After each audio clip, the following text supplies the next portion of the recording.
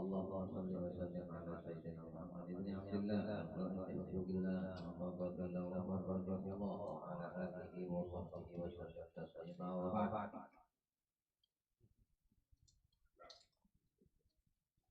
Daripada apa yang didapati Nabi kita Muhammad sallallahu alaihi wasallam manakala beliau tiba di kota Madinah,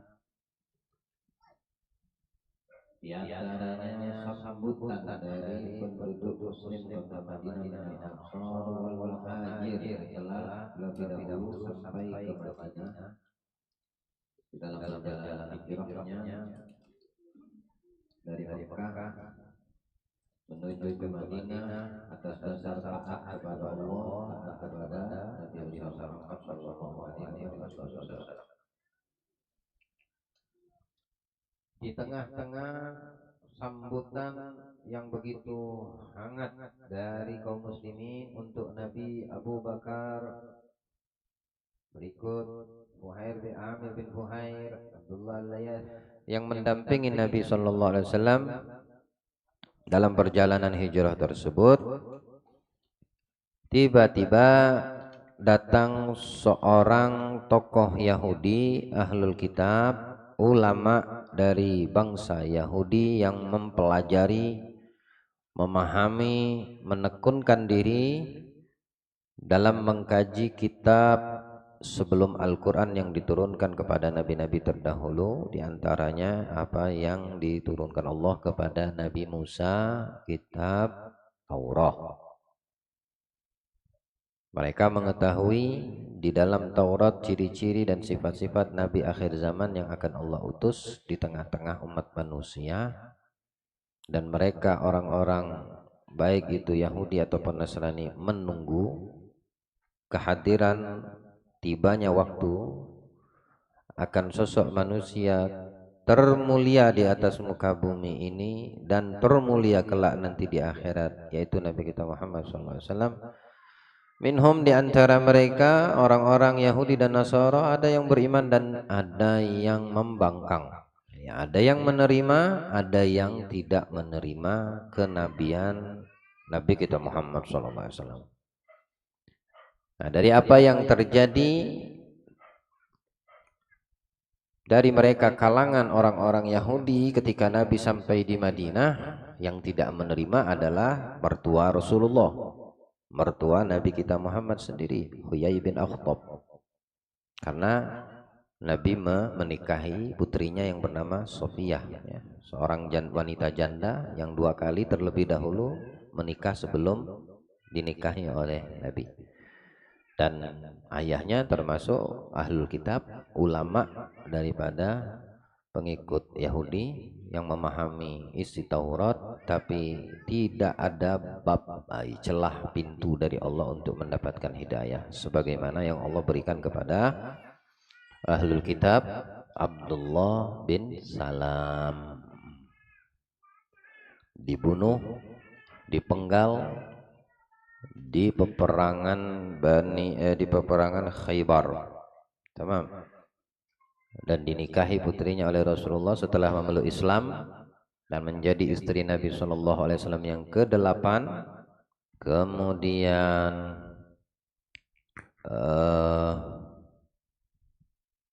di antara mereka yang mengimani dan mempercayai apa yang terkandung di dalam Taurat tentang kenabian Nabi kita Muhammad adalah Abdullah bin Salam. Namun ada 2 riwayat di sini yang akan kita jelaskan. Pertama, riwayat yang diriwayatkan oleh Al-Imam Tirmidzi dan Ibnu Majah, dan disahihkan hadis ini oleh Al-Imam Tirmidzi. Dan yang kedua yang diriwayatkan olehnya Al-Imam Baihaqi di dalam kitabnya hadis Nabi kita yang diriwayatkan Anas bin Malik. Riwayat pertama darinya Al-Imam Ahmad bin Hanbal di dalam musnadnya. Haddatsana Muhammad bin Ja'far, haddatsana Auf an Zurarah an Abdullah bin Salam. Qala, beliau berkata, yakni Abdullah bin Salam yang berkata, lamma qadima Rasul sallallahu alaihi wasallam al-Madinah in jafalan nas ilaih. Ketika Nabi masuk ke kota Madinah, tiba semua penduduk Madinah mengerubuti, dikerumunin Nabi, ya, untuk menyambut kehadiran manusia mulia yang ditunggu dan yang dirindukan oleh mereka. Yang selalu di benak dan pikiran mereka kekhawatiran akan keselamatan di dalam perjalanan Nabi Muhammad, padahal orang-orang muhajirin minal mu'minin sudah terlebih dahulu sampai, tapi kenapa Nabi mereka belum tiba. Saat Nabi tiba dikerumuni oleh manusia di kota Madinah minal mu'minin, muslimin, muslimat.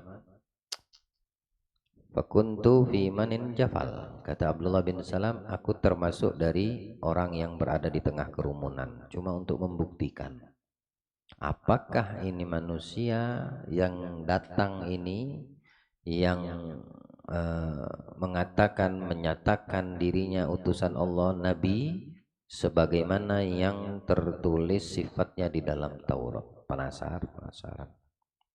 Falamma tabayyanat, ketika aku memandang dan melihat, berjumpa dengan Muhammad, kata Abdullah bin Salam, ini masih dalam keadaan Yahudi, belum masuk Islam.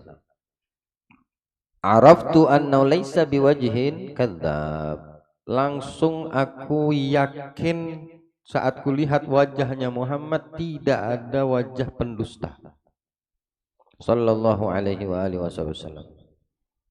Dari sini para ulama mengatakan, siapa orang yang Allah menginginkan kebaikan atas dirinya dan tidak ada kesombongan di dalam hatinya, tidak harus mendengarkan kalimat, kata, ucapan, nasihat, tuntunan, bimbingan, hanya mujarrad melihat wajahnya saja langsung Allah mendatangkan iman untuk mereka. Wajah Nabi Muhammad itu perantara, langsung iman Allah datang kepada Abdullah bin Salam. Belum lagi berkata-kata, baru melihat saja sudah mendapati iman yang dihadiahkan Allah untuknya. Aku melihat tidak ada di wajahnya pendusta, karena memang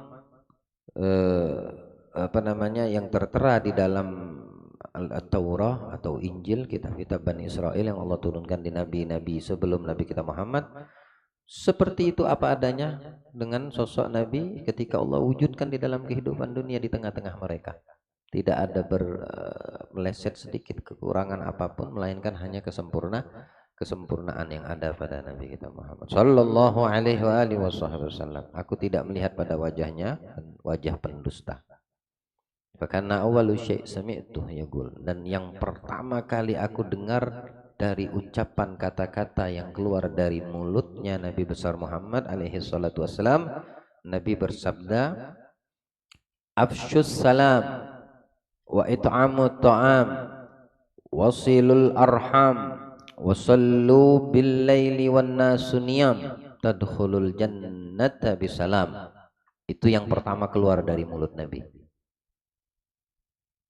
Dan itu yang pertama kalimat ucapan, kata Abdullah bin Salam, yang pertama kali aku dengar yang keluar dari lisannya Rasulullah. Afsus salam, sebarkan, tebarkan salam. Nah, kita kalau ketemu sesama muslim, ya, di antara sunnah yang diajarkan Nabi Muhammad, ucapin salam. Siapa orang yang pertama mengucapkan salam, dia mendapatkan 2 pahala, 2 kebaikan. Ya. Siapa yang menjawab salam, dia mendapatkan 1 kebaikan. Jadi ucapkan lebih dahulu supaya dapat lebih banyak kebaikannya, pahalanya. Dan menjawab salam hukumnya wajib, fardu kifayah. Ketika ada orang mengucap assalamualaikum di keramaian, 1 orang menjawab udah menggugurkan yang lain. Tapi yang menjawab dapat pahala. Sama seperti sholat jenazah. Kalau sudah 1 yang mensolati, maka gugur kepada yang lain. Ya. Di dalam sholat kalau ada yang mengucapkan salam, kita di dalam sholat jawabnya di dalam hati saja. Kalau mau jawab, kalau ada yang sudah menjawab, ya udah gugur jawaban untuk yang selain dia yang mendengarkan. Tapi kalau ente sendirian di situ, maka wajib untuk menjawab salam. Dan tidak boleh ditujukan salam itu kepada selain muslim. Ya. Masuk ke rumah Nasrani, Yahudi, Assalamualaikum, tidak boleh, haram. Karena arti dari ucapan itu adalah permohonan keselamatan dari Allah untuknya. Dan tidak ada permohonan yang boleh ditujukan atas keselamatan terkecuali bagi mereka yang beriman kepada Allah Subhanahu wa taala. Ya, minta keselamatan kepada mereka, kepada Allah untuk mereka nahlil iman wal Islam karena kesalahan dan dosa yang ada pada masing-masing orang. Adapun selain muslim, non muslim, mereka tidak mendapatkan petunjuk dari Allah Subhanahu wa taala atau hidayah dari Allah, dan mereka tidak boleh mendapatkan rahmat karena rahmat dan hidayah itu hak prerogatifnya Allah untuk hamba yang diinginkan.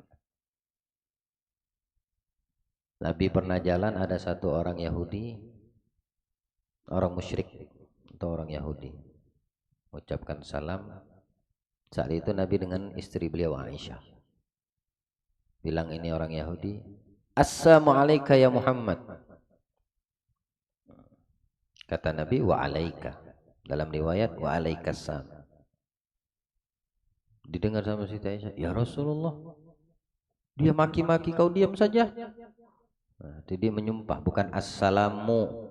Kalau assalamu kesejahteraan, salam kesejahteraan, rahmat dari Allah untukmu. Kalau kita mendoakan orang, ya didoakan sama malaikat. Nanti mengucapkan, mendoakan saudaramu, assalamualaikum, keselamatan dari Allah, sejahteraan dari Allah untukmu, kata malaikat, wa alaikassalam. Wa alaikassalam, dan atasmu juga kesejahteraan dari Allah. Yang mengucap tadi. Ya, bukan saja yang menjawab, tapi malaikat ikut mendoakan yang mengucap salam. Tapi kalau yang dikatakan ini Yahudi, assamu alaika ya Muhammad, tidak ada lamnya.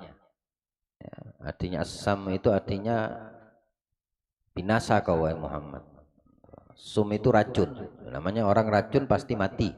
Ya, kematian dan kebinasaan untukmu wahai Muhammad. Yang marah Siti Aisyah, Nabi enggak, tenang. Dijawab sama Nabi, wa alaika, dan atasmu juga. Ya, atasmu juga kebinasaan dan kematian. Ya. Tapi kalau ngucap assalamu alaika, jangan jawabnya wa alaika. Jawab juga wa alaikassalam warahmatullah wabarakatuh. Idza tahiyatun bi tahiyatil Islam fa ahsinu minha. Kalau ada orang mengucapkan salam untukmu, maka balas dengan sebaik-baik salaman yang diucapkan dari yang mengucap. Nanti mendapatkan ucapan dan doa dari orang lain, assalamualaikum, nanti jawab waalaikumsalam warahmatullah. Ya. Atau disempurnakan wabarakatuh. Nah, jadi yang menjawab lebih daripada yang mengucapkan. Afsyus salam, tebarkan salam, kata Nabi. Sebagian ulama mengatakan assalam min asma'illahil azam, di antara nama-nama Allah yang maha tinggi, yang maha mulia, maha agung. Maksudnya tebarkan Allah. Apa artinya tebarkan Allah? Tebarkan syariat Allah di atas muka bumi ini dan di antara kalian satu sama lain. Ajak kepada kebaikan orang-orang yang ada di sekitarmu, istrimu, anakmu, tetanggamu, kerabatmu, saudaramu, sahabatmu. Afsyus salam, tebarkan assalam. Kenalkan dia kepada Allah, karena assalam bagian dari nama-nama Allah. Ya salam, ya mu'min, ya muhaimin, ya aziz, ya jabbar, mutakabbir, khaliq, bari, nawir, ya. Ghaffar, Razzaq, Gahar, Fattah, Alim, itu semua daripada nama-nama Allah. Watimut ta'am, kasih makan, kata Nabi. Kasih makan orang. Dalam sebagian ulama mengatakan akrimud duyuf, muliakan tamu dengan ngasih makan. Memuliakan tamu, ya. Kalau ada makan di rumah, muliakan dengan makanan. Apalagi kalau dia musafir. Oh, nggak ada makanan, yang ada. Adanya yang ada, yang penting nggak terpaksa. Gitu. Ada makanan, ajak makan tamu. Atau orang lapar di luar sana, nanti ada rezeki, beli makan, kasih mereka. Nah, itu namanya ngasih makan, ngasih orang makan. At'imut ta'am. Kalau ente tidak memberikan orang makan, datang orang kepadamu, tawarkan makan. Dan kemuliaan orang bangsa Arab itu diantara memuliakan tamu itu adalah sesuatu yang menjadi tradisi bagi mereka, yang menjadi sunnah dengan anjuran Nabi kita Muhammad, memuliakan tamu dengan adabnya, dengan tata caranya, dengan aturan mainnya, memuliakan tamu, bukan dengan keterpaksaan. Tamu datang belum makan, ente di rumah nggak ada masakan, tiba-tiba ente maksakan diri dengan keterbatasan untuk beli makan di luar, kecuali kalau memang ente ada uang dan memang niat di dalam dirimu untuk memuliakan tamu. Kalau tidak ada, jangan dipaksa. Kalau dipaksa nanti kamu benci sama tamu berikutnya yang datang. Ya, nggak suka lagi sudah sama tamu. Kenapa? Kamu memaksakan dirimu untuk memuliakannya. Enggak, memuliakan tamu itu dengan keadaan yang ada pada diri kita. Sahibul bait. Nah, dipaksakan. Ini tamu Nabi semua nih yang hadir nih malam ini. Setiap malam juga 40 malam tamu Nabi semua hadir ke rumah yang membuka rumahnya. Sunnah memuliakan tamu-tamu, karena ini bagian daripada hadis ini yang terakhir, kamu akan masuk ke dalam surga dengan selamat. Tapi memuliakan tamu bagaimana? Seadanya. Wah, ada orang yang kadang berpikir, wadah, mau ngasih makanan untuk yang hadir arba'in, mana ada duit, akhirnya ndak buka rumah. Salah kalau cara berpikirmu seperti itu. Adanya, seadanya. Adanya air galon yang isi 6.000 galon, bagi aja gelas banyak-banyak, minum. Itu memang adanya. Ya sudah, jangan yang dipaksa. Yang penting aku memuliakan tamu yang tidak bisa dilihat dengan mataku saat ini, tapi insya Allah hatiku yakin beliau nanti. Itu Nabi Muhammad. Ada orang yang paham. Ada yang sebagian seperti itu, mikir buka rumah tuh mikir. Padahal buka rumah ini bukan untuk, niatnya bukan untuk manusia yang datang, tapi kita ini menghadirkan ruh Nabi kita Muhammad masuk ke dalam rumah kita, masuk ke halaman rumah kita, duduk di rumah biar berkah, ya. Jika ada kelebihan dalam rezeki, mau memuliakan tamu-tamu Nabi, lebih besar lagi pahalanya, tapi tidak dengan cara terpaksa. Paham toh? Nah, apalagi sampai berhutang pinjam duit, aneh ngodain maulid di rumah, pinjam duit dulu nanti anak ganti. Ente namanya nggak ngerti, nggak paham itu namanya. Emang ada apa di Maulid Arba'in persyaratan yang buka rumah? Siapin makan, jangan enggak. Gitu kah? Hah? Pernahkah? Pernah ente dapatkan seperti itu? Kalau ada yang bilang itu, laporkan ke anak. Atau ada yang mengatakan siapkan dananya sekian. Pernah kedengar seperti itu? Ada? Kalau ada, laporkan ke anak. Ya. Nggak ada. Maulid ini tujuannya cuma untuk kita ini menghadirkan Nabi kita Muhammad, supaya kita ini mempunyai alaqah, hubungan kuat dengan beliau, bukan untuk selain itu. Yang mau memahami dia akan selalu menjaga, yang tidak paham mereka kadang datang kadang tidak. Semoga Allah memberi pemahaman untuk kita. Ada satu orang Badui itu orang pedalaman Arab itu orang pedalaman yang agamanya minus, tapi Islam. Suatu ketika dia keluar dari gurun kampungnya, namanya Badui itu kan pedalaman, untuk hajatnya. Di tengah-tengah perjalanan melewati satu masjid, ada sholat jenazah, ikutlah dia sholat. Takbir. Sholat jenazah kan nggak sama dengan sholat fardu ain, sholat selain sholat fardu kifayah. Mungkin karena dia ini tidak memahami, 4 takbir. Oh, kok beda? Yang ku tahu tohnya ada ruku, ada sujud, kok ini enggak ada. Dan dia tidak tahu karena tidak pernah belajar. Namanya orang pedalaman susah untuk didatangi atau mungkin mendatangi. Ikut aja dia. Ikut aja.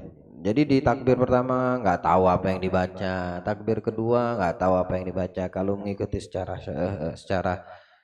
fikihnya ya nggak sah sholatnya, ya kan? Tapi karena dia tidak paham hukumnya, tidak paham bagaimana tata cara tuntunan sholat jenazah. Yang penting ikut gitu. Takbir pertama, dua, tiga, keempat dia lalu di takbir keempat dia berdoa dalam hatinya minta. Andai ini mayit datang kepadaku di masa hidupnya, aku potongkan kambing di rumahku, aku jamu dia, aku siapkan makan, aku kenyangkan, baru dia boleh pulang. Kenal kagak? Kenal, ngomong aja terbesit di hatinya di takbir yang keempat. Dan kalau seandainya kita paham belajar takbir keempat, berdoa minimal Rabbana atina fid dunya hasanah, minimal. Udah kuburkan. Ahli waris bermimpi di malam hari ketemu sama jenazah ini, si bapak yang meninggal ini orang tua, abahnya. Bilang sama anaknya, bertanya, ya abada, ma fa'ala bika rabbak, apa yang Allah berikan, yang diberlakukan Allah terhadap dirimu setelah meninggalkan dunia. Kata abahnya, waladi qad ghafartu dzunubi, Allah udah ampuni dosaku. Sebabnya apa kata saya? Sebabnya doa ada satu orang Badui mendoakanku waktu ngikut sholat jenazah. Padahal kalau dari kacamata fikih tidak sah sholatnya. Ya. Nah, di sini menunjukkan Allah itu yang dipandang hati kita. Tapi bukan berarti ya nggak penting anda belajar fikih sholat, kan Habib bilang nggak Allah melihat kecuali hati. Walaupun anda nggak sholatnya, ya insya Allah Allah terima. Ini kadang-kadang orang seperti itu juga bicara Allah itu maha pengampun, Allah itu mengampunkan dosa walaupun anak banyak dosa. Iya betul, tapi orang yang beriman, orang yang paham, seperti yang dikatakan Imam Handa, tidak mungkin orang itu mencuci pakaian yang kotor, ya. Tapi mukmin itu menjaga pakaiannya jangan sampai kotor. Kalau kejatuhan kotor baru dicuci. Lihat bagaimana bahasa beliau. Kita ini tidak boleh membuat diri kita melakukan perbuatan dosa. Andaikan tidak sengaja terjerumus dalam perbuatan dosa, taubat. Itu. Jangan dicari dosa baru bertaubat. Jangan dikotori baju baru dicuci. Paham maksudnya? Begitu orang mukmin. Ya Allah maha mengampun, Allah itu maha penyayang. Maksiat jalan terus, nanti Allah mengampunkan. Ketok palamu pakai botol aqua enak. Kalau ada di sini orang yang ngomong kayak gitu, sayangnya nggak ada. Tapi pernah saya dapatkan. Nah, saya mau ketok, nanti dia kabur dari kebaikan. Kita anggap ini orang awam. Alhasil, Badui ini berdoa aja dalam sholat yang dari fikih dia tidak sah. La ilaha illallah. Kata mimpi anaknya nih, aku dapat doa dari satu orang Arab itu, Badui itu. Ditanya siapa orangnya, di mana tinggal, nggak tahu, cari tahu sendiri kata si bapak. Di dalam mau kaget dia bangun, dicari di setiap masjid yang sholat itu, saling mencari informasi dia siapa saja yang sholat, ditanya, tidak ada yang tahu. Satu orang kedapatan, oh ada orang pedalaman, bukan orang sini. Siapa namanya tahuku. Tapi alhasil dia ini bukan orang sini, paling dari kampung pedalaman sana. Dikejar sama si anak, dapat berapa waktu berjalan, dapat ini orang. Diceritakanlah apa yang didapatkan di dalam mimpi si anak tentang ampunan Allah terhadap bapaknya. Kata si anak ahli waris, apa yang kau doakan untuk bapakku waktu ikut sholat jenazah? Mana ada, aku ngerti kagak sholat takbir pertama 2 3 lagi nggak tuh, cuma di takbir keempat yang ku ingat, aku bilang ke dalam hatiku kepada Allah, kalau dia masih hidup dan dia datang kepadaku, ke rumahku maksudnya, ke rumah si Badui ini, aku potongkan kambing dia. potongkan kambing, aku jamu makan, aku muliakan dia sebagai tamuku, baru setelahnya dia mau pulang, silahkan. Lihat niatnya dia. Maksudnya si Badui ini tadi memuliakan, memberi makan tamu.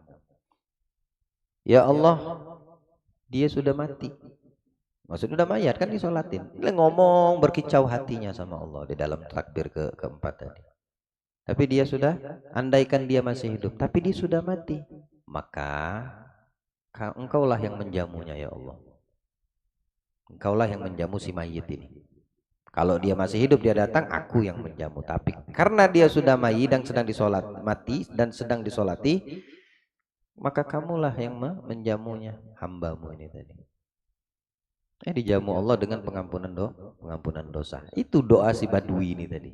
Dijamu Allah dengan ampunan dosa yang membuat si mayit di dalam barzakhnya bahagia. Bahagianya si anak ahli waris ini tadi mendengarkan isi hati dan doa si Badui ini terhadap bapaknya yang mati waktu disolati, agar dijadikan tamunya Allah karena dia ingin menghadap kepada Allah Subhanahu wa taala setelah dikuburkan ini. Maka tidaklah mungkin sahibul bait mengabaikan tamu yang datang ke rumahnya, apalagi Allah zat yang maha dermawan. Tidak mungkin Allah mengusir tamu yang datang kepadanya. Tidak mungkin Allah membinasakan hamba yang datang kepadanya meskipun dia bawa banyak dosa. Karena maafnya Allah melebihi daripada murkanya. Ya Allah, berikan kita pemahaman insyaallah. Sebesar-besar apapun dosa yang ada pada kita, semoga Allah mengampunkannya berkat daripada Nabi kita Muhammad alaihi salatu wassalam. Wasilul arham, sambung silaturahim kata Nabi. Maksudnya sambung silaturahim bagi yang memutusnya dengan kamu yang menyambung. Caranya bagaimana? Kasih hadiah, tegur, sapa. Jangan diam-diaman. Ya. Mukmin sama mukmin itu tidak pantas dan tidak selayaknya terjadi pada masing-masing itu clash. Salah paham sedikit, diam-diaman, jaga image, bahasa sekarang itu jaga image. Tidak boleh. Bukan orang mukmin yang sejati seperti itu. Kalau tidak dia ngomong dengan Allah, malas aku ngomong. Enggak boleh. Nabi itu ngajarkan kita silu, sambung. Yang memutusmu kamu yang nyambung. Jangan nunggu dia berharap dia yang nyambung. Kalau kita amalkan ini berarti kita yang mendapatkan keuntungannya, bukan yang tersambung. Ini nilai-nilai ini yang disampaikan Nabi Afsus salam, menyebarkan salam. Yang menjawab atau yang mengucap dapat. Tebarkan salam. Coba saya tanya, pahami artinya. Tebarkan salam. Kalau itu merupakan kalimat assalamualaikum. Yang menebar atau yang menjawab? Yang menebar. Wa'at'imut to'am. Yang ngasih makan atau yang kenyang dapat? Yang ngasih makan. Wasilul arham, sambung yang terputus silaturahim. Yang menyambung atau yang disambung? Yang menyambung. Wasallul billaili wan nasun niyam, salat di malam hari saat manusia lagi pada tidur. Maksudnya salat tahajud, walaupun 2 rakaat bangun. Saat orang lagi lupa sama Allah, kamu bangun ingat sama Allah, walaupun 2 rakaat. Habis itu tidur lagi. Ya. Anak nggak bisa tidur kalau malam. Oh ya isi dengan ibadahmu, bagus. Bagus isi waktu malammu dengan ibadah, bukan dengan HP, bukan dengan game online, bukan dengan yang menghabiskan matamu dengan hal-hal yang tidak ada manfaat. Tapi qiraatul kitab, baca sirah Nabi, baca pelajaran-pelajaran yang kita telah pelajari, qiraatul Quran, zikir, ngantuk tidur. Atau ente tidurnya di awal waktu, sempatin bangun malam, pasang alarm.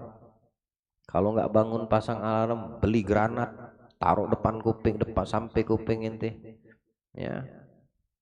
Atau minta kirim satu sana dari Palestina, cuma untuk tahajud aja gitu. Ya. Bisa bangun sholat, bisa tidur lagi kalau memang ente. Nah ini tantangan apa namanya, melatih nafsu kita, melatih saat ente lagi nyamannya tidur, nyenyaknya tidur. Apalagi hujan, oh udah cocok banget. Kan hujan terus nih, bawaannya sungkan mau berdiri. Dah. Kalau pengen kita mendapatkan dan masuk ke dalam ini teks hadis Nabi, kita yang melakukan, kita yang bergerak, bukan orang. Kalau 24 ini dilakukan, pertama tebarkan salam, kedua muliakan orang, memberi makan, ketiga sambung yang memutus silaturahim darimu denganmu, yang keempat bangun walaupun 2 rakaat tahajud, sholat pada malam hari. Tadkhulul jannata bisalam, bilang Nabi, Allah akan masukkan kamu yang melakukan 4 nih ke surga dengan selamat. Dengan selamat, lah hisab, wala pertanyaan, wala sampai di pengadilan Allah, kagak ada lagi namanya permintaan pertanggungjawaban. Artinya dijamin sama Nabi melalui hadis ini, masuk surga tuh selamat. Ya. Ada yang riwayat mengatakan masuk surga salam, nama diantara nama surga assalam. Banyak nama surga itu, banyak namanya. Allah berikan pemahaman, insyaallah mengamalkan apa yang kita dapatkan daripada apa yang disampaikan Nabi. Dan inilah yang pertama didengarkan dari ucapan Nabi oleh Abdullah bin Salam. Riwayat yang pertama. Waqala al-Baihaqi, Imam Baihaqi meriwayatkan dari sahabat Anas bin Malik. Anas bin Malik yang berkhidmat 10 tahun dengan Nabi, ya. Yang dapat doa Nabi umur panjang, harta banyak, berkah hidupnya. Umurnya 103 tahun, anak cucunya 100 lebih dia dapetin. Hartanya tidak terhitung tapi diberikan kemaslahatan muslimin. Abdullah bin Salam mendengar ketika Nabi tiba di kota Madinah dan dikerumuni oleh umat Islam, baik itu dari kalangan Ansor dan Muhajirin. Tiba waktunya aku mendapati beliau dan kulihat tidak ada pada wajah beliau wajah pendusta. Aku bertanya kepada Rasulullah. Siapa? Abdullah bin Salam. Inni sa'iluka an thalath. Aku ajukan pertanyaan kepadamu Muhammad, 3 pertanyaan. La ya'lamuhunna illa nabi. Enggak ada yang tahu jawaban 3-3 ini kecuali Nabi. Kan dia ahli kitab. Dia kan ulamanya Yahudi. Kitab sebelum Al-Quran itu udah di luar kepalanya. Paham betul. Tafsir Taurat. Kutanya 3 pertanyaan pada Muhammad, yang hanya tahu jawaban cuma Nabi. Nggak ada selain Nabi bisa jawab. Ngetes. Ya, it's okay, nggak apa-apa. Nggak salah dia ngetes. Dikatakan Nabi, tanya apa yang kau ingin tanya.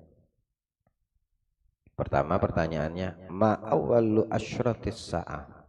Apa tanda-tanda hari kiamat? Pertama, tibanya hari kiamat itu apa tandanya? Yang kedua, wa ma awwalu ta'am ya'kulu ahlul jannah.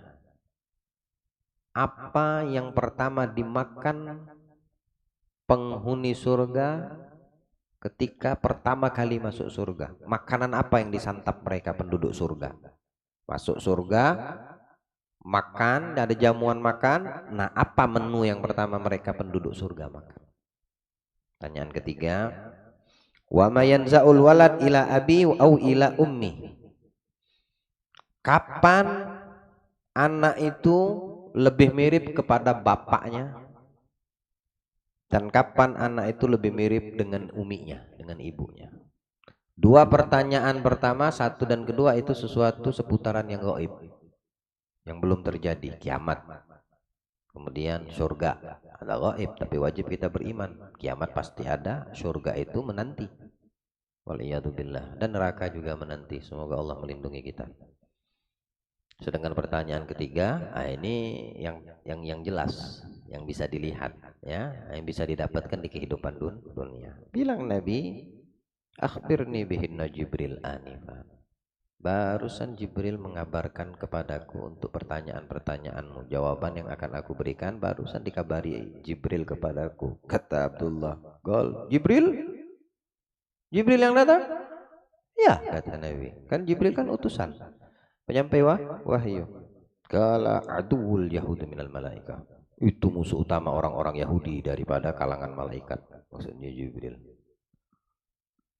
Anzalallah, lalu Allah menurunkan ayat atau Nabi membacakan firman Allah, man kana adu li Jibril fa inna nazzalu ala qalbika biiznillah. Siapa orang yang memusuhi Jibril, sesungguhnya Jibril itu menyampaikan wahyu ke dalam hatimu dengan izin Allah. Maksudnya kepada para nabi, menyampaikan wahyu berita kepada para nabi utusan Allah dengan izin Allah. Siapapun yang menjadi musuh Jibril, maka Allah yang akan menjadi musuhnya. Ini ada di surat Al-Baqarah nih. Ya, kisah ini. Ayatnya menjelaskan. Jadi orang-orang Yahudi benci banget sama Jibril. Ya. Musuh terbesar mereka bangsa Yahudi adalah malaikat Jibril. Masya Allah. Lah manusia wala malaikat dimusuhi sama dia. Seolah-olah dia aja yang punya gitu semuanya. Ya, ambil lah gitu. Dijawablah sama Nabi karena sudah dikasih tahu jawabannya oleh Jibril. Amma asyratus sa'ah, adapun tanda pertama berdirinya kiamat, fanar takhruju 'alan nas minal masyriq ilal maghrib. Keluarnya api di tengah-tengah manusia dari barat ke timur, dari timur ke barat. Maksudnya api di sini matahari. Ya, maksudnya terbitnya matahari dari timur ke barat. Ya. Matahari terbit dari barat apa timur? Nah, tebaliknya. Terbitnya matahari dari barat ke timur. Itu tanda hari kiamat, kata Nabi bakal datang.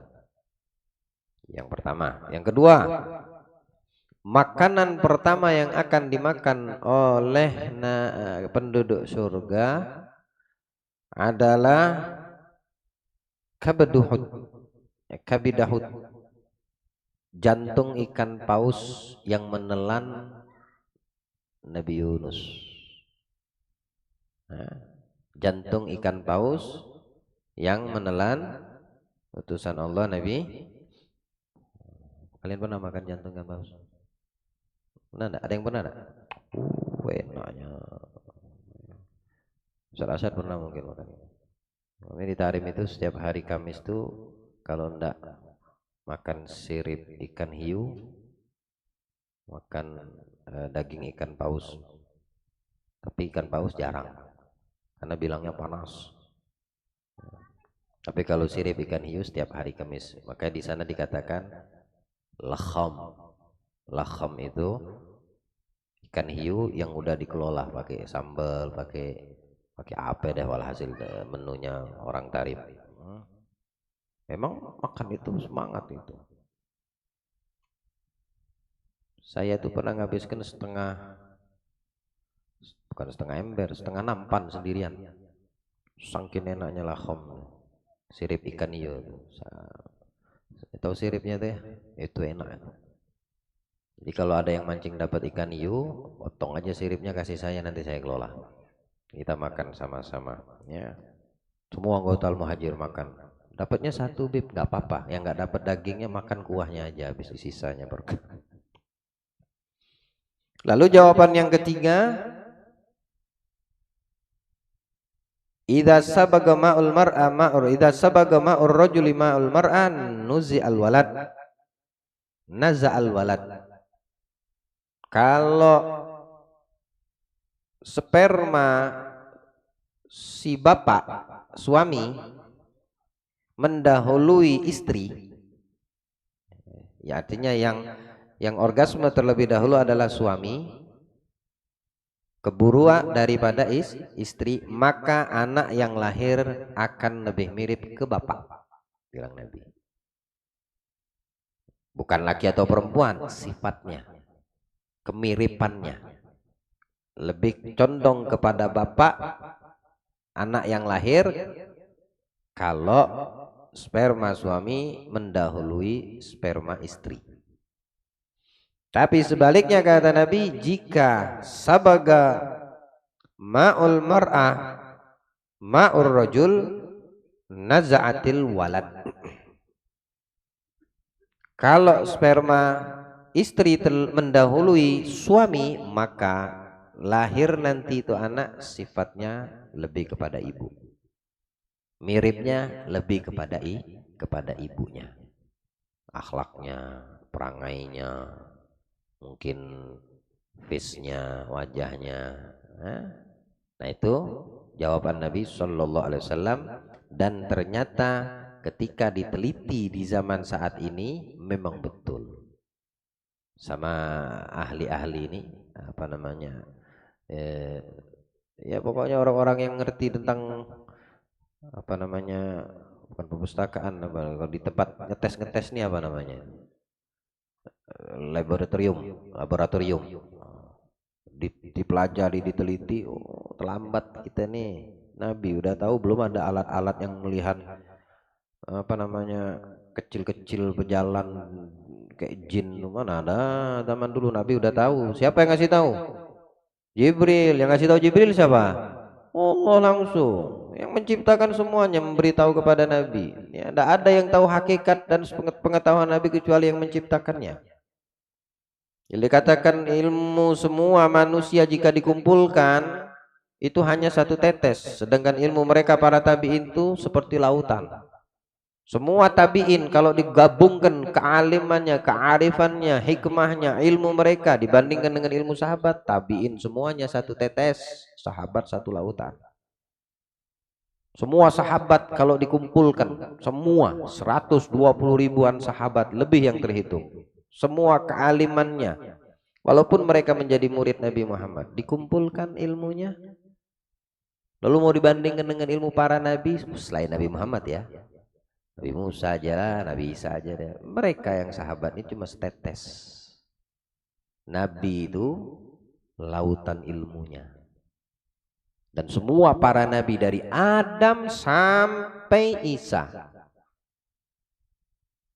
itu nabi dan rasul. Nabi dan rasul itu ada 313 orang yang diutus, nabi dan rasul. Kalau nabi saja 124 ribu nabi. Semuanya itu nabi plus rasul, ilmu mereka digabungkan, ilmu mereka cuma setetes kalau dibandingkan dengan Nabi Muhammad lautannya. Dan kepengetahuan ilmu Nabi Muhammad dibandingkan dengan ilmu Allah, nabi yang setetes, Allah tidak ada batas, bukan lautan, tidak terbatas. Jadi yang menciptakan semua yang keilmuannya itu tidak ada batasannya, memberitahukan kepada hambanya yang bernama Muhammad, baru ditemukan di tahun-tahun sekarang ini, di akhir zaman kecanggihan teknologi. Bukan canggihan teknologi, ini menurut saya sih kemunduran teknologi. Kalau canggih, mana pakai alat sudah Nabi tahu. Sudah bisa diketahui oleh Nabi tanpa alat. Ketika menggunakan alat berarti semakin mundur.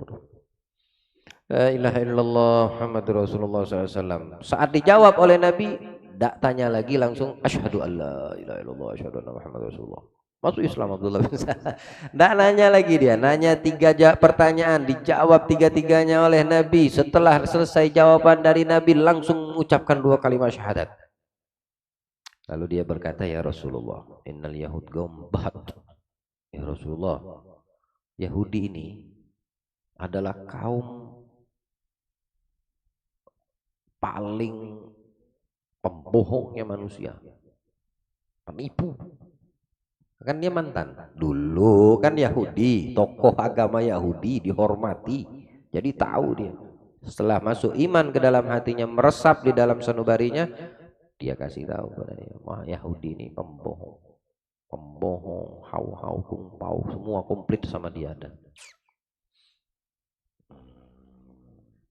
Wa innahum iya'lamu bi islami, mereka kalau tahu berita aku masuk Islam, sebelum kamu bertanya kepada mereka orang Yahudi tentang diriku, mereka akan mengagung-agungkan, memuliakanku. menyanjungku, memujiku. Kata Rasulullah, Nabi utus satu orang, hendak datang satu orang Yahudi. Ditanya sama Nabi, ayyu rajulin Abdullah fikum, gimana Abdullah bin Salam di tengah-tengah kalian? Kata ini Yahudi yang ditanya Nabi, khairuna wa bnu khairuna sayyiduna wa bnu sayyiduna, terbaiknya orang di antara yang paling baik di antara kami yang ada, pemimpin yang paling baik di antara pemimpin Yahudi yang ada. Jawabannya begitu. Ara'aitum in aslam, gimana pandangan kalian kalau dia masuk Islam? Tidak mungkin, semoga Allah melindungi dia daripada masuk Islam, kata ini orang Yahudi. Keluar Abdullah dari balik sitar di belakang Nabi, lalu berkata, asyhadu an la ilaha illallah, asyhadu anna Muhammadar Rasulullah. Masuk Islam kan? Sebenarnya sudah, tapi untuk memberitahukan kepada Nabi kebohongan, keculasan, kehauan, kekumpauan orang Yahudi sebagaimana disampaikan pertama kali oleh Abdullah kepada Nabi. Ada yang mengucapkan 2 kalimat syahadat itu untuk mereka betul-betul mendengarkan langsung orang Yahudi yang ditanya Nabi. Setelah mendengarkan itu, dijawab sama mereka, rombongan Yahudi yang ditanya sama Nabi, syarruna wa banu syarruna, paling buruknya orang di antara yang paling buruk di tengah-tengah kami, paling hinanya orang yang paling hina yang ada di tengah-tengah kami. Tadi sebaliknya, sebelum itu kan, paling baiknya di antara pemimpin, di antara yang paling baiknya pemimpin. Qala hadzal ladzi kuntu akhaf ya Rasul, ini yang aku khawatirkan ya Rasulullah, kata Abdullah bin Salam kepada Nabi, ya.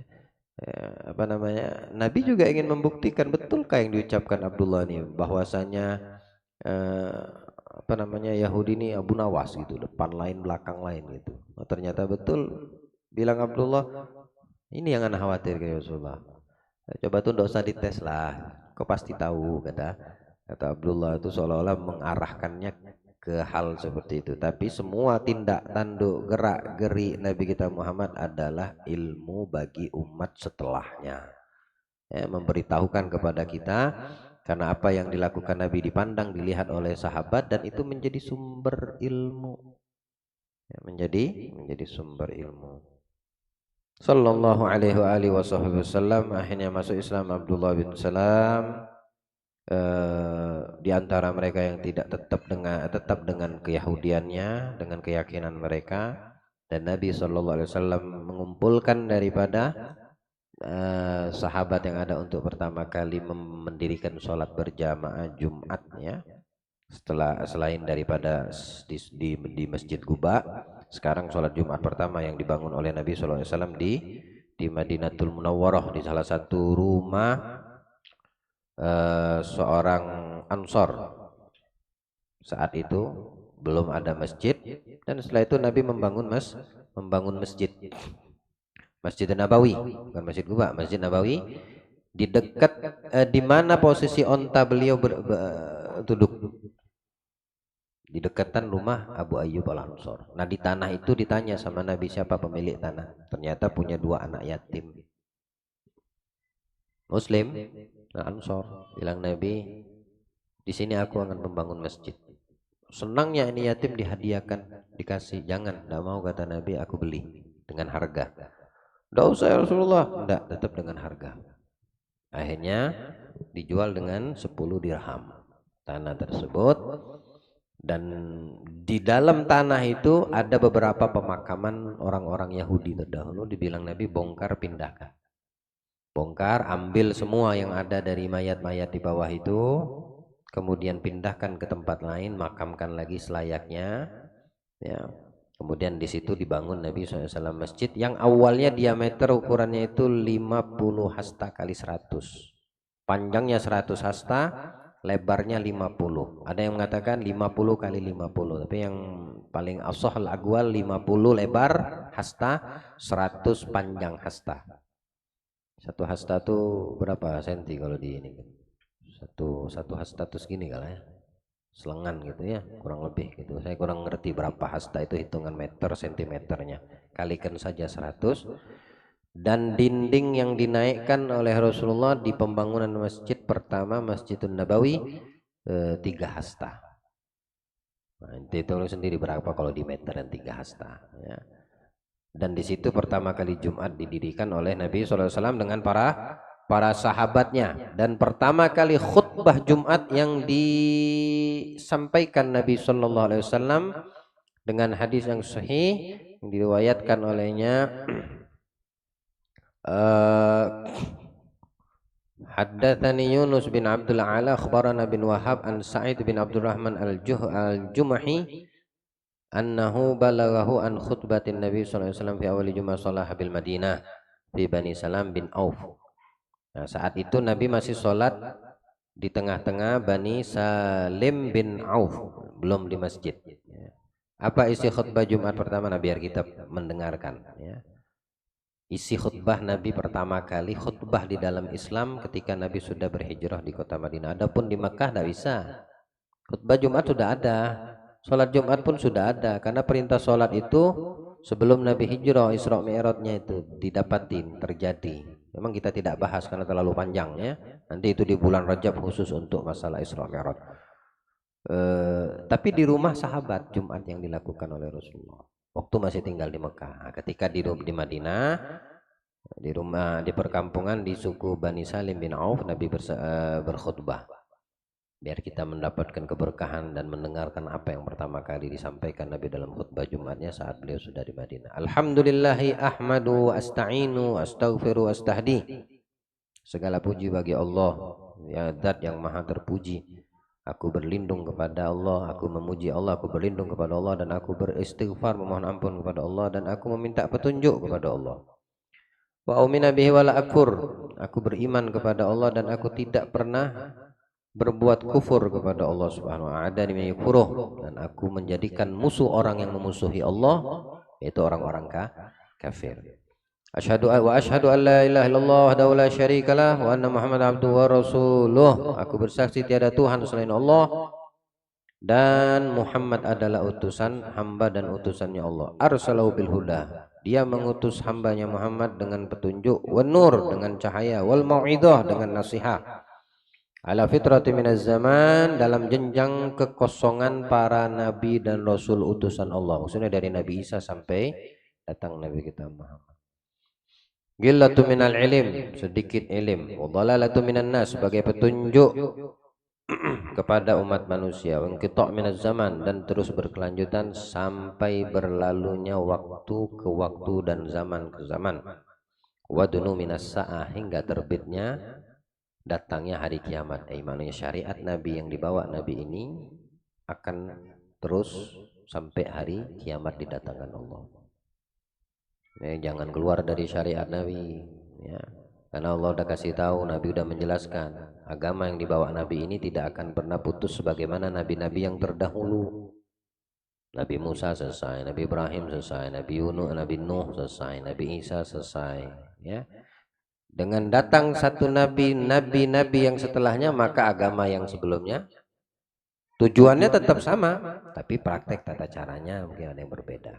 Hingga Nabi Muhammad menyempurnakan semua yang pernah ada daripada agama yang Allah turunkan kepada Nabi dan Rasul, dan itu berlaku sampai hari kiamat. Maka beruntung orang yang berpegang teguh, berjalan tidak melirik ke sana ke sini, mengikuti daripada tuntunan Islam yang dibawa Nabi Muhammad alaihi salatu wassalam. Semoga Allah beri pemahaman untuk kita dan mantapkan langkah kita, hati kita selalu di jalannya Allah dan jalannya orang-orang saleh insyaallah. May yuti'illah wa rasuluhu faqad rasyad. Siapa orang yang taat kepada Allah, taat kepada Rasul, maka dia akan mendapatkan petunjuk. Wa may ya'sihima faqad ghawa wa farad wa dhalla dhalalan ba'ida. Tapi orang yang keluar dari ketaatan Allah dan ketaatan Rasul, dia tersesat dengan kesesatan selama-lamanya. Orang tersesat yang disesatkan oleh Allah, bukankah Allah yang menyesatkan? Bukan. Tapi manusia itu yang memilih untuk tersesat. Ya. Dengan anugerah akal yang Allah berikan, dia memilih untuk ini dilarang sama Allah, tapi dia memilih untuk melakukan yang dilarang. Itu dia tersesat. Dan dia akan terus tersesat kalau dia tidak bertobat kepada Allah dan kembali serta sadar. Itu maksudnya ya. Wa dhalla dhalalan, Allah menyesatkan, Allah memberi petunjuk, Allah menyesatkan, bukan Allah menyesatkan. Allah memberi petunjuk, ini loh, ini petunjukku, dapatkan caranya, kamu harus tahu, kejar, ikuti. Bukan petunjuknya datang ke kamu, tapi Allah menyiapkan petunjuk. Allah menyiapkan petunjuk hidayah. Nabi Muhammad bukan petunjuk hidayah kah? Hah? Petunjuk atau hidayah? Petunjuk hidayah. Kamu berharap Nabi datang ke kamu? Begitu maksudnya? Kita yang datang kepada petunjuk. Dan Allah menyesatkan. Ini loh, syaitan menyesatkan. Ya. Syaitan yang menyesatkan. Kamu mau pilih, ikut atau tidak? Itu maksudnya. Bukan Allah itu menyesatkan, memberikan hidayah, tiba-tiba langsung dapat hidayah. Walaupun bisa. Bisa Allah melakukan hal seperti itu. Kenapa tidak bisa? Nggak ada yang terhalang bagi Allah apapun, siapapun, dimanapun. Tapi Allah memberikan kepada kita akal untuk bisa tahu, membedakan ini hidayah, kejar, dapetin, bukan dia yang datang ke kamu. Ini syaitan yang aku tunjukkan, dia ini penyesat, jauhi, jangan kau datangin gitu. Ketika manusia datang kepada kesesatan, dia tidak akan keluar dari kesesatan hingga dia kembali kepada Allah, sadar maksudnya. Wa illah, dia akan selalu di dalam kesesatan. Siapa orang yang tersesat, makanya kata Nabi di sini, dia akan selalu tersesat selama-lamanya. Maksudnya kalau dia tidak sadar dan tidak kembali keluar dari kesesatan atau kesalahan, dosa, maksiat yang dilakukannya hingga saat ini, selamanya dia akan seperti itu. Wal'iyadzubillah. Wa usikum bittaqwallah, aku berwasiat kepada kalian takwa kepada Allah. Fa innahu khairu ma ausa bihi muslim ayyahdahu alal akhirah. Karena takwa sebaik-baik wasiat untuk sesama muslim, dan itu adalah arahan yang terbaik untuk perkara akhirat. Ini saya bacakan khutbah Nabi ya. Walaupun agak makan waktu, yang penting kita saat ini mendengar ini teksnya. Yang pertama disampaikan Nabi waktu khutbah Jumat saat sudah di Madinah. Wa ayyamuru bittaqwallah, memerintahkan untuk selalu bertakwa, takut kepada Allah. Ayyamur perintah, namanya perintah, enggak boleh ente anggap remeh. Ya, namanya perintah. Masa ada orang taat sama perintah atasan? Kalau udah atasannya bilang, direkturnya bilang, pemilik perusahaan bilang siap. Lalu perintah Allah bagaimana kita untuk orang yang beriman? Nah, itu yang dimaksudkan, namanya perintah, jangan diremehkan. Fahdhiru ma hadarakumullah min nafsih, berhati-hatilah terhadap apa yang telah Allah kasih rambu-rambu yang membahayakan untuk diri masing-masing. Maksiat, dosa, hati-hati kata Nabi. Karena itu sudah dikasih rambu-rambunya sama Allah, jangan kamu makan, jangan kamu terabas, jangan kamu langgar. Nanti merugikan dirimu sendiri, itu maksudnya. Wala afdal min dzalika nasihat, yang paling afdal dari semua itu caranya dengan memberi nasihat. Nah, nanti lihat ada saudara ente melakukan perbuatan yang tidak benar, nasihatin. Enggak usah itu berharap dia terima nasihatmu, intinya nasihatin. Selama itu nasihatmu baik, keluar memang dari hatimu, jiwamu ikhlas, kena tuh. Tapi kalau seandainya ente nggak ada ikhlas, nasihat bawa diri sendiri, bukan bawa Allah, bukan bawa Nabi, dia ndak mau terima nasihatmu, dongkol, kesel kamu, itu ndak ikhlas kamu. Udahlah aku nasihati dia tuh, ndak juga mau didengarnya nasihatku, ya udah bukan urusanmu. Penting kamu nasihatin.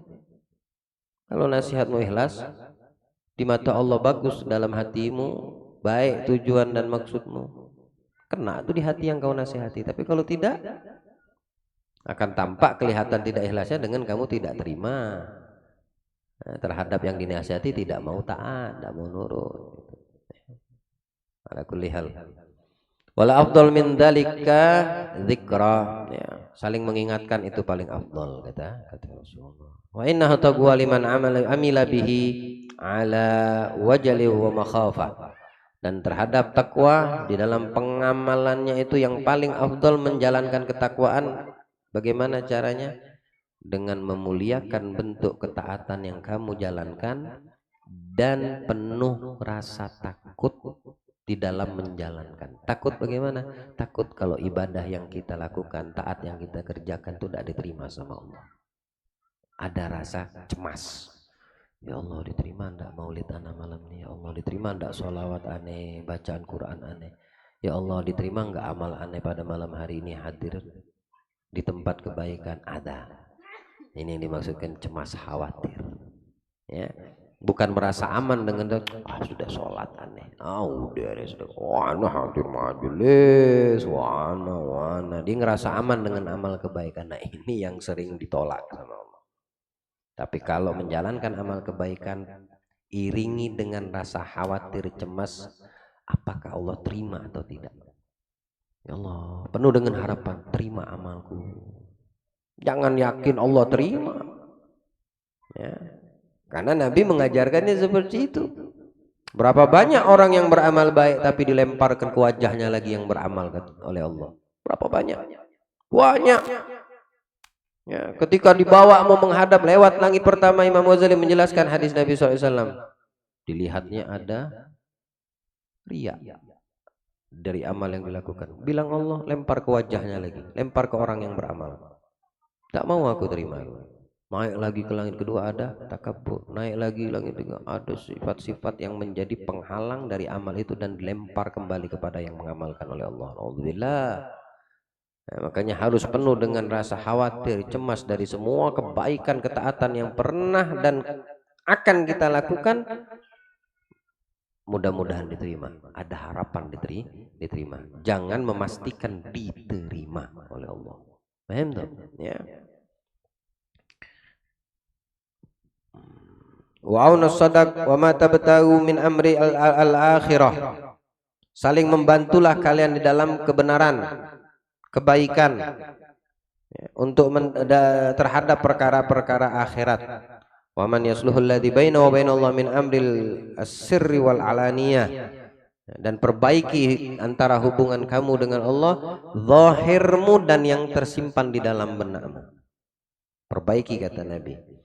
Jangan kita hanya mempercantik zahir ibadah kita, tapi yang batinnya penuh dengan busuk, hatinya kotor, benci, masih ada dengki, riya, ujub, minta dipuji, senang dapat ini dan itu. Ya. Itu akan menjadi penghalang ibadah zahir yang kita lakukan. Karena inti berurusannya dengan yang mengetahui zahir wal batin. Ibadah yang kita lakukan ini itu kita kerjakan, kita lakukan untuk yang memerintahkan tahu yang zahir dan yang batin. Jangan perbaiki, jangan perhatikan yang zahir, batinnya tidak diperhatikan. Walayan bidzalika illa wajhullah, dan jangan kau niatkan di dalam hatimu kecuali dari amal baik dan ketaatan illa wajhullah. Satu-satu cuma mengharapkan Allah, tidak ada selain itu dah. Tidak akan merugikan orang walaupun kamu tidak merasakan secara fisiknya keuntungan dari kebaikan yang kau kerjakan, ya. Selama hatimu itu tertuju hanya kepada Allah dalam semua kebaikan, nanti kamu akan merasakannya setelah kita meninggalkan dunia. Balasannya itu nanti, bukan saat ini. Tapi keberkahan dari amal baik yang semata mengharap ridha Allah akan kita rasakan walaupun kita masih hidup. Berkahnya. Tapi ganjaran balasannya belum, nanti di akhirat bakal kita rasakan. Ya, saat orang tahu, oh kalau tahu besarnya pahala sedekah, dapat surganya seluas ini, ku habiskan semua hartaku di jalan Allah. Oh kalau tahu pahalanya sholat khusyuk tengah malam, oh kalau tahu pahalanya silaturahim seperti ini, ganjaran balasan dari Allah untuk kenikmatan. Kalau bisa 24 jam aku silaturahim, orang tidur ku gedor semua rumah ini. Oh. Kalau tahu, sebenarnya kita ini udah tahu. Nabi itu sudah memberitahu. Semua, nggak ada yang ditinggalkan oleh Nabi untuk umatnya itu, melainkan beliau itu telah menyempurnakan apa yang diperintahkan Allah dari ajaran dan agama yang dibawanya. Baru Nabi memenuhi panggilan Allah. Semuanya sudah jelas, sudah sempurna, perfect. Kitanya aja tinggal pelan-pelan mengkaji. Kita yang belum tahu. Jadi mengharapkan Allah semata dari setiap amal. Yakunhu dzikran fi ajli amrih. wa dhukhran fima ba'dal maut. Jadi semua amal kebaikan kata Nabi yang kamu lakukan semata mengharap Allah, itu akan menjadikan amal tersebut yang kau lakukan dari ketaatan tersebut terhadap dirimu di saat kamu masih hidup adalah kebaikan, simpanan untuk setelah kamu mati, tabunganmu. Keberkahannya kamu dapatkan dari kebaikan, amal kebaikan yang kita lakukan waktu masih hidup, disimpan lagi sama Allah untuk setelah kita mati. Karena di dalam kuburan datang berwujud, bukan lagi waktu ditanya siapa, aku haji yang kau kerjakan dan diterima sama Allah. Siapa? Aku sedekah yang kau keluarkan yang diterima sama Allah.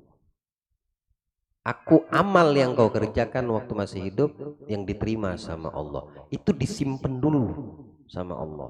Nanti setelah mati baru Allah balikkan, Allah kasihkan, Allah berikan lagi dari amal tersebut, ya, sebagai teman yang menenangkan, menenteramkan, menyamankan, membuat kita itu terhibur di dalam kubur. Ganjarannya nanti ketika hari kiamat dibangkit, yang masuk surga inilah ganjarannya, yang masuk neraka inilah balasannya terhadap apa yang mereka lakukan. Allah berikan pemahaman.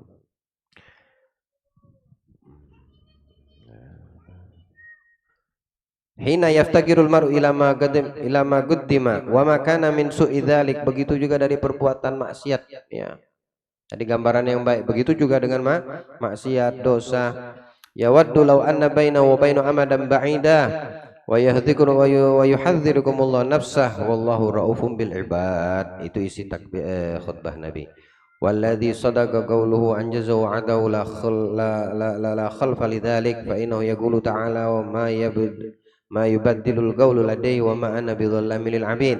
Wattaqullaha fi ajil amrukum wa ajilihi fil sirri wal alaniyah fa innahu may yattaqillaha yukaffiru anhu sayyi'atihi wa yu'adhimu lahu ajra.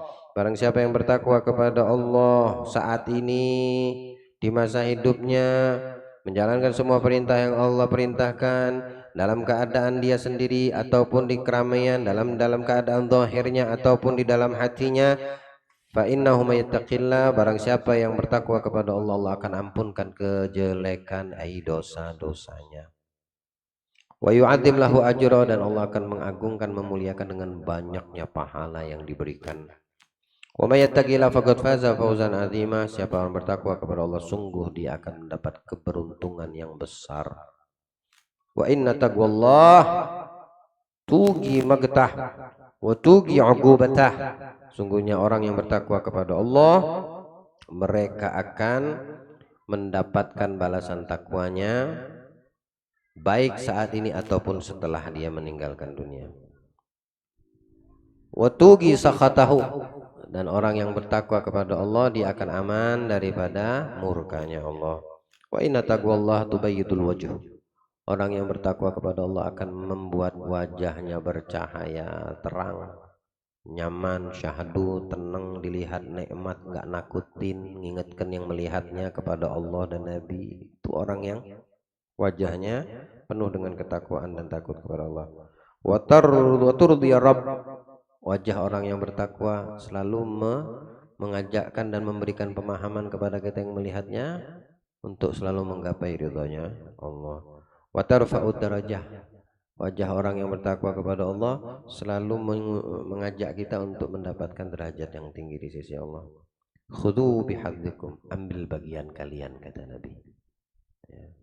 Dari semua yang kujelaskan ini, ambil untuk diri kalian bagianmu.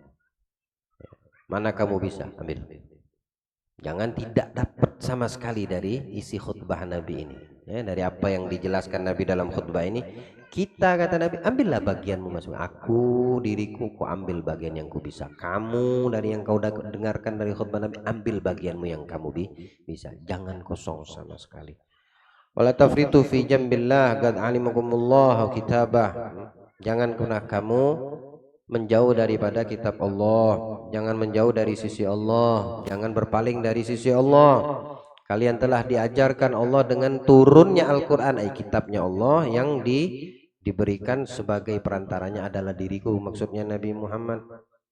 Wa nahjalakum sabila, dan memberikan kalian petunjuk jalan untuk sampai kepada liya'lamul ladzina shadagu wa liya'lamul kadzibin. Dengan itu kita bisa mengetahui, kata Nabi, siapa yang betul-betul bersungguh-sungguh dan siapa yang pendusta. Fa ahsinu kama ahsanallahu ilaikum, berbuat baiklah sebagaimana Allah telah berbuat baik kepada kalian. Wa adu a'da'ahu, musuhi siapa yang memusuhi Allah dan yang dimusuhi oleh Allah. Wajahadu fillah haqqa jihadi, berjihadlah kamu di jalan Allah dengan sebetul-betulnya jihad.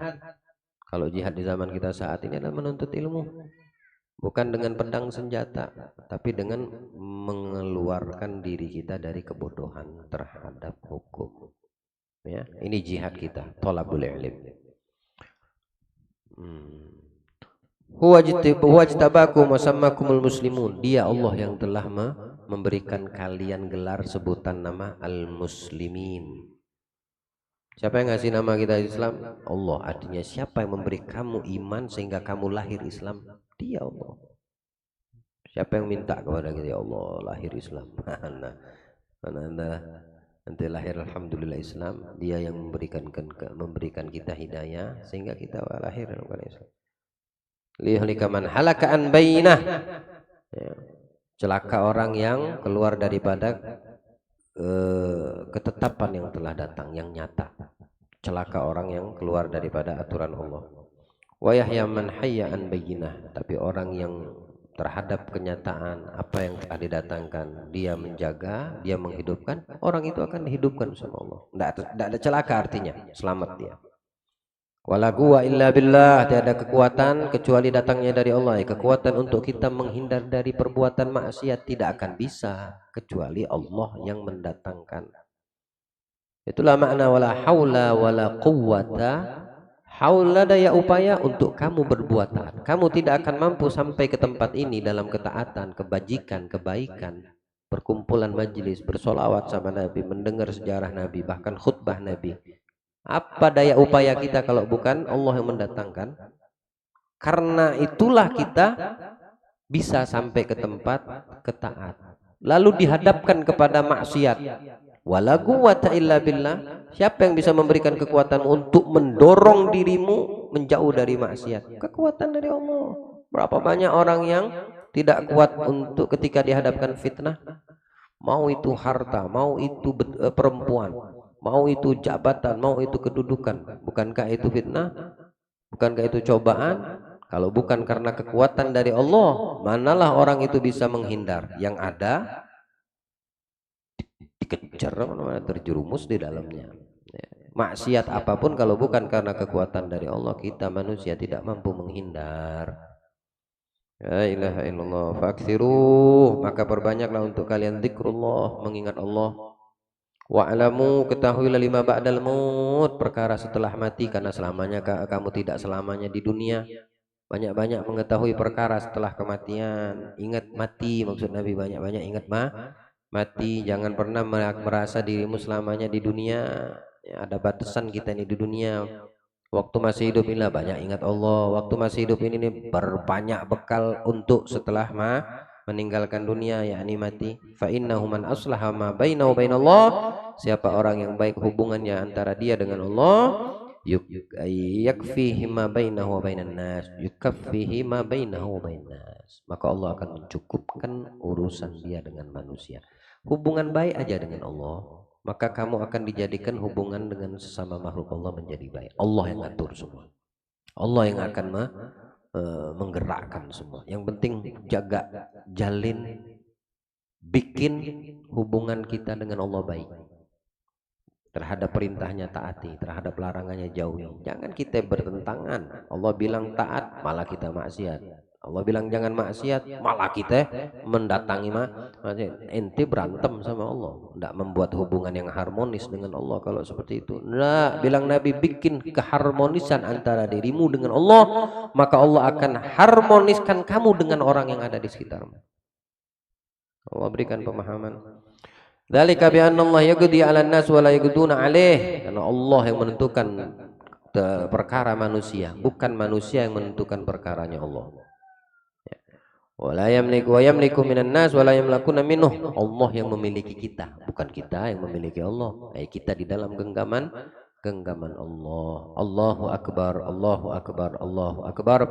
Wala quwwata illa billahil aliyyil azim. Allah maha besar, tiada kekuatan kecuali datang dari Allah, zat yang maha tinggi yang maha agung. Itulah isi khutbah pertama dari khutbah Jumat Nabi kita Muhammad sallallahu alaihi wasallam sambil berjalan proses pembuatan Masjidun Nabawi. Nabi tetap mendirikan sholat Jumat dengan mereka para sahabat minal muhajirin wal ansar di kota Madinah, dan itu Jumat pertama yang dilakukan oleh Nabi kita Muhammad dan kaum muslimin. Dan itu juga isi khutbah Jumat pertama yang disampaikan Nabi Muhammad Sayyidul Mursalin. Dan mudah-mudahan Allah jadikan itu hikmah untuk kita, pelajaran yang kita dapatkan dari apa yang disampaikan khutbah Nabi SAW. Kita bisa ambil ilmu dan pelajaran, serta kita terapkan di dalam kehidupan, kita amalkan dalam keseharian. Dengan itu Allah memuliakan kita, mengangkat derajat kita, mengampunkan dosa kita, memuliakan dunia kita, akhirat kita, dan menjadikan kita hamba-hamba pilihannya yang menjadikan diri kita insya Allah pendamping kekasihnya Nabi besar Muhammad sallallahu alaihi wasallam, sebagaimana Allah memuliakan Ansar wal Muhajirin menjadi pendamping Nabi kita di masa hidupnya, dan Allah jadikan ruh kita selalu berdampingan dengan Nabi insya Allah. Amin ya rabbal alamin. Masih tersisa 2 malam lagi Maulid Arba'in ya di tengah-tengah kita.